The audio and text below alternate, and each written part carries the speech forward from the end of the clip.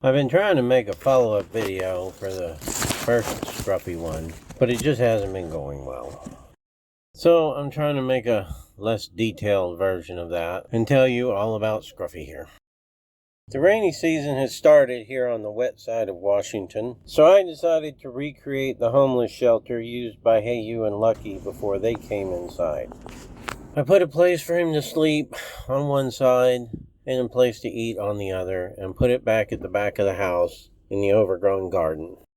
I figured he'd be safe there from anything, except raccoons, of course. Raccoons are a real problem around here.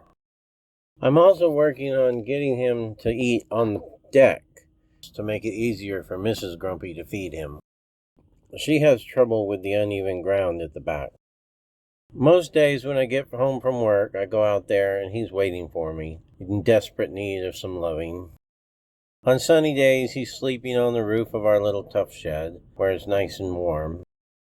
On rainy days, he's waiting in the little homeless shelter. Hoover gets really jealous whenever another animal is getting attention. It's funny because he has trouble seeing Scruffy because of Scruffy's coloring. It just sort of blends in with the weeds back here. One day when I came home, I went back there and was feeding him and petting him, and he was just eating it up. Hoover was standing at the little gate and barking incessantly. Yeah, he's been using this. After a while, Scruffy decided he'd had enough of that noise and walked over and hissed and threatened Hoover. Quite frankly, it looked like he scared the hell out of him. And Hoover went off into the yard and continued to bark incessantly, but from a safe distance. Well, you showed him.